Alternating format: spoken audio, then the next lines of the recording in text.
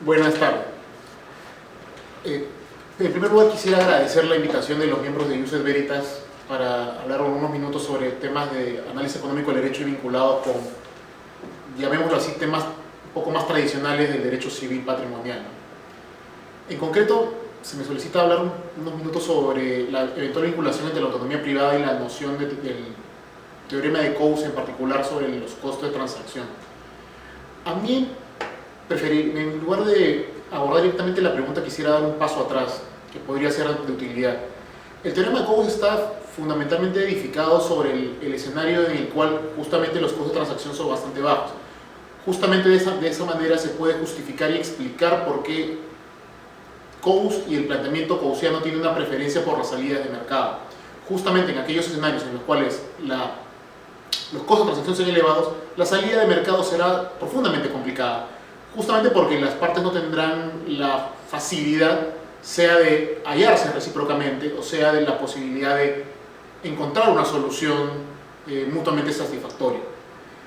En ese escenario, uno puede ya trazar inmediatamente un paralelo entre lo que es la noción coasiana de costo de transacción, y en particular el mundo coasiano, en el cual las partes pueden hallar soluciones a sus inconvenientes, y la noción de autonomía privada.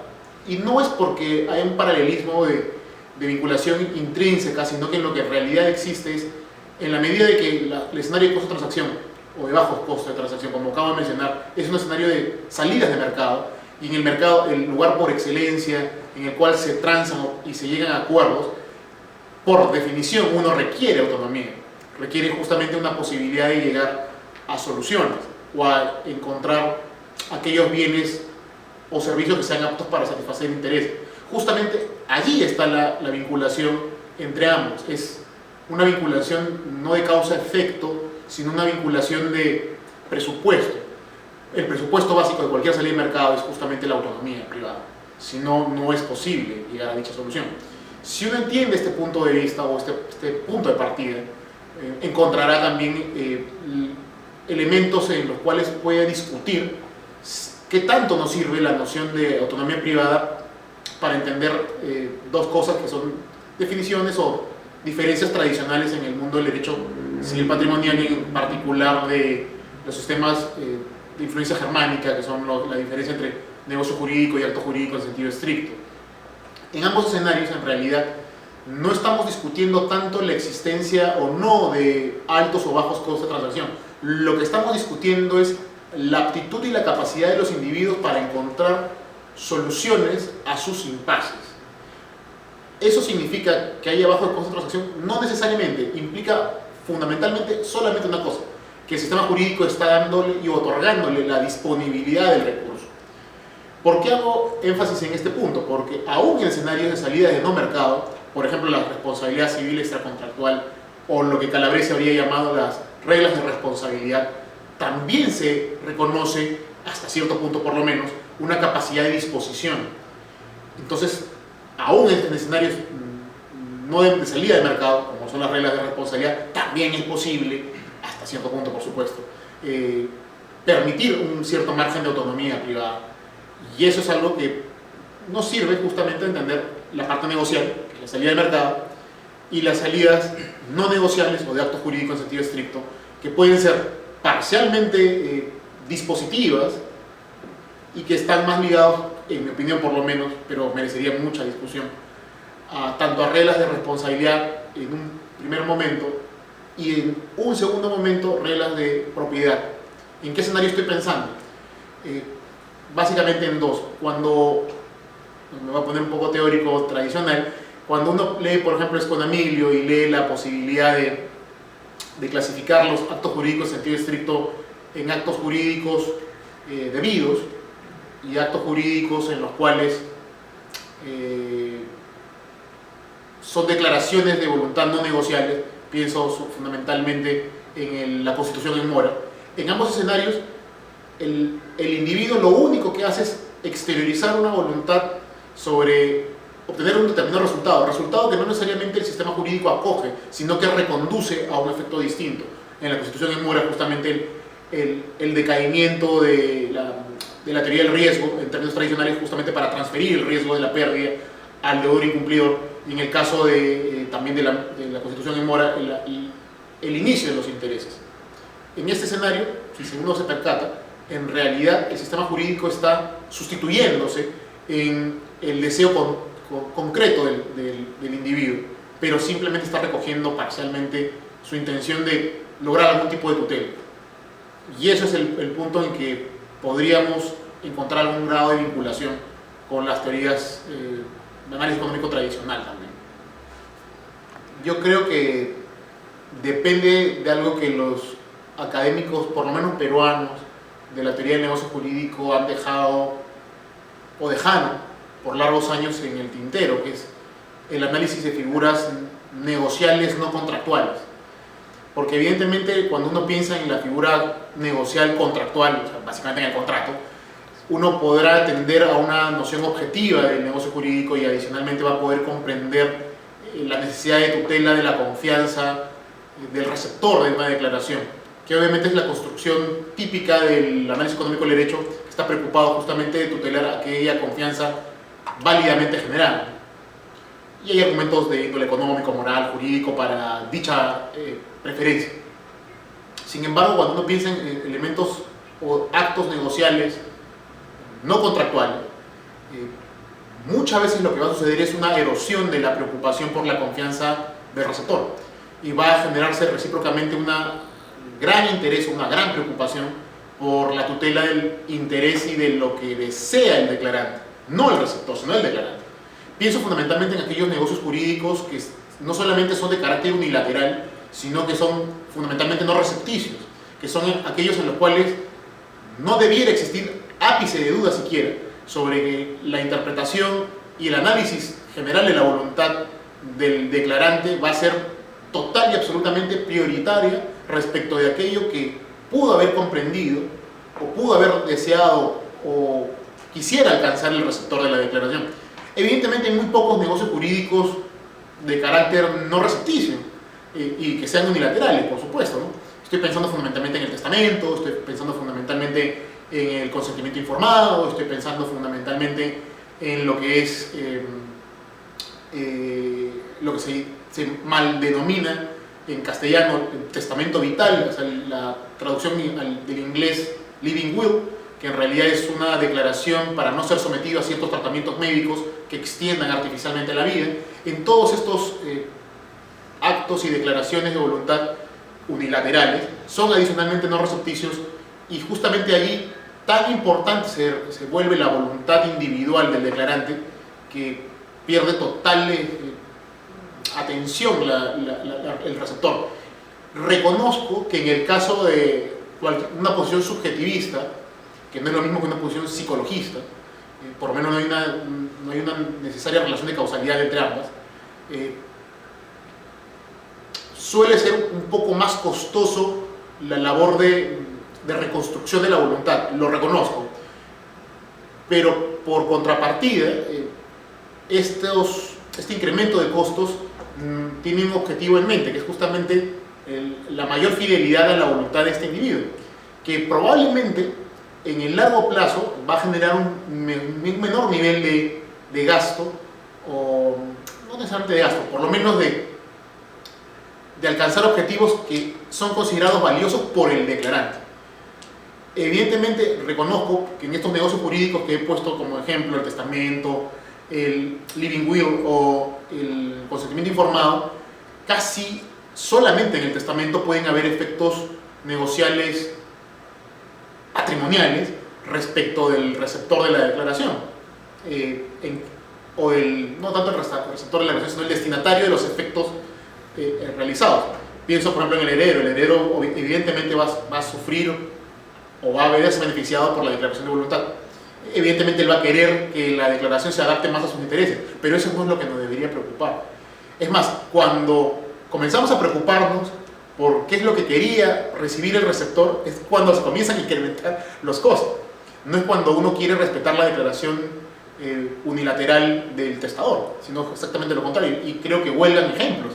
Los últimos 5 o 10 años en el Perú hemos tenido múltiples debates sobre cómo se interpreta un testamento, y casi siempre el beneficiario del testamento cualquiera que este sea, está tratando de que cómo debe interpretarse el testamento y la declaración de voluntad testamentaria sea a su favor, no necesariamente en respeto de la declaración testamentaria. Y eso es claramente un error técnico desde un punto de vista sucesorio, testamentario, negocial, y también es discutible desde un punto de vista de costo. En verdad, creo que voy a evadir tu pregunta de una manera bastante simple, porque yo no creo en la discusión sobre la patrimonialidad de la prestación, o la patrimonialidad del contrato, o la patrimonialidad de la obligación. Yo no creo que eso sea un requisito. Respeto mucho la tendencia doctrinal que avala dicha posición, y obviamente tiene académicos muy reconocidos en el Perú. Pienso en Hugo Forno, pienso en Gastón Fernández, pienso en el propio Freddy Escobar, que ha escrito hace poco sobre la materia. Pero en realidad yo creo que es una discusión inútil en realidad. ¿Por qué creo que es una discusión inútil? Porque justamente si uno reconduce, es una labor de identificar justamente cómo se ha tratado de explicarse de índole subjetiva, de índole objetiva la patrimonialidad, caerá rápidamente en la cuenta que las tendencias subjetivas justamente terminan permitiendo que cualquier cosa sea patrimonial, con lo cual pierde contenido la definición, y las teorías que tienden a la objetividad eligen elementos de juicio para determinar la patrimonialidad que son profundamente discutibles. O sea, la tendencia de decir que algo es patrimonial porque tiene una penalidad, o algo es patrimonial en la medida que existe responsabilidad civil, o algo es patrimonial porque existe contraprestación, etcétera, etcétera, que todas son posiciones avaladas o explicadas por lo menos por académicos nacionales y extranjeros en los últimos 70, 80 años. En realidad demuestran, en mi opinión, básicamente dos cosas. Uno, que no saben qué es patrimonialidad, porque si no, no habría tanta diversidad de teorías. Eso no es un demérito, porque cualquier discusión teórica tiene la tendencia justamente a elegir muchas variantes, pero lo que sí queda claro es de que si no hay ni siquiera un consenso mínimo sobre lo que eventualmente puede ser patrimonialidad, entonces estamos discutiendo, o estamos haciendo golpes de bastón de un ciego, porque no sabemos exactamente a qué nos estamos acercando. Y aun cuando la patrimonialidad pudiese cumplir un rol útil, trascendente, también caeremos en la cuenta, y ahí viene mi segunda línea, si quieren, de objeción, que casi siempre la patrimonialidad termina siendo reconducida a uno de tres elementos. Patrimonialidad es aquello que es pecuniario, con lo cual entonces, no tiene sentido diferenciarlo, porque todo es susceptible de ponerle un precio o un valor de cambio, para no discutir tanto. La segunda noción que utilizan los doctrinarios es, ya no es patrimonial o pecuniario, es patrimonial aquello que es susceptible de disposición.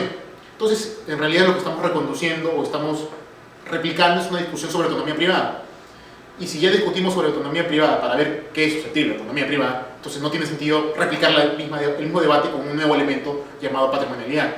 Creo que estamos duplicando un debate inútil. Y la tercera alternativa que dan los académicos, ya no es pecuniario, no es dispositivo, en realidad es lo jurídico, es un análisis, un juicio de juridicidad. Por ejemplo, el planteamiento que tiene el doctor Gastón Fernández sobre lo que es patrimonial es un juicio de juridicidad al final del día.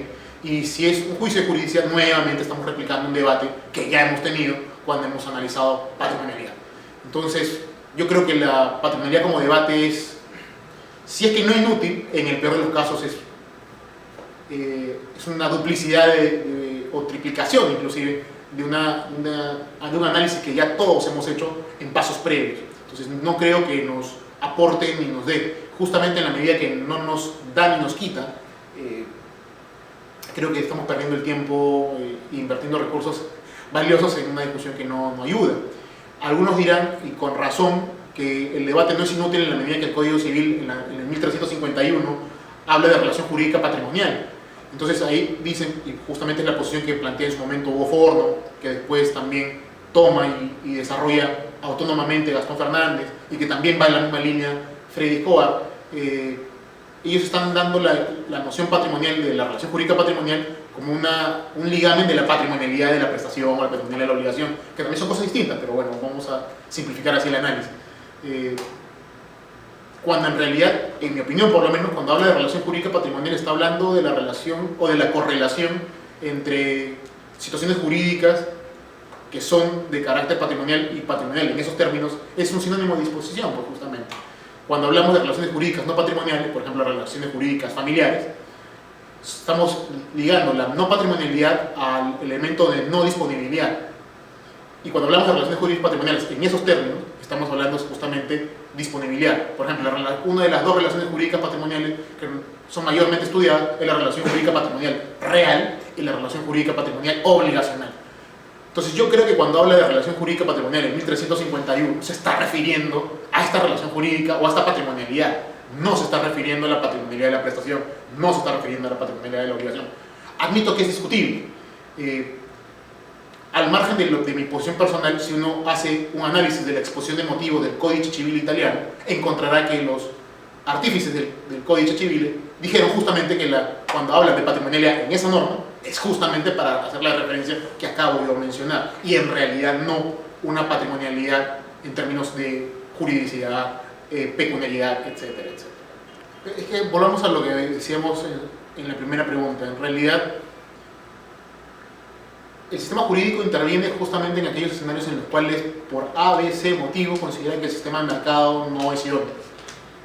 Puede tener razón o puede no tener razón, pero esa es la lógica. Ejemplo, cuando uno crea el sistema jurídico de responsabilidad civil, está asumiendo que por alguna razón los particulares no podremos llegar a alguna solución recíproca para evitar, o por lo menos para reparar las consecuencias dañosas de nuestras propias conductas. Si uno analiza correctamente, volviendo a la posición de Calabresi, que es algo que yo constantemente hago porque me parece un texto necesario para cualquier interesado en análisis económico del derecho, la tendencia es justamente a encontrar una gran confianza en salidas de mercado, que es una salida en las reglas de propiedad, una menor confianza en la salida de mercado en las reglas de responsabilidad y una absoluta desconfianza por el sistema de mercado en las reglas de inalienabilidad. Si uno encuentra esto, pasando a los actos jurídicos en sentido estricto, encontrarán justamente que estamos en un escenario en el cual, por A, ese motivo, el sistema jurídico ha considerado de que la salida de mercado no es correcta o no es idóneo, por lo menos en algunos actos jurídicos en sentido estricto.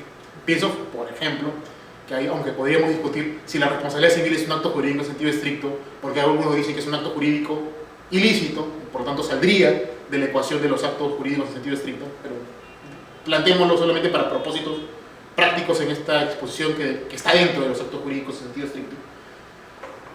Y en aquellos otros escenarios en los cuales estamos en un acto jurídico en sentido estricto, ahí de manera un poco menos discutible, la Constitución en mora, los actos de apropiación de propiedad, que no sean evidentemente contratos, la prescripción adquisitiva, etc. En todos estos escenarios, en realidad, lo que está intentando el sistema jurídico, inconscientemente por supuesto, es, uno, dotar de un grado de publicidad al acto. Justamente es complicado en un acto en el cual básicamente el efecto es ex lege. La publicidad, tendríamos que decir de que simplemente porque la ley lo dice, ya todos tienen una publicidad sobre el acto, y eso es falso. Necesitamos algún tipo de declaración, pronunciamiento o revestir al acto de algún tipo de formalidad que me permita encontrar este primer gran aspecto de publicidad.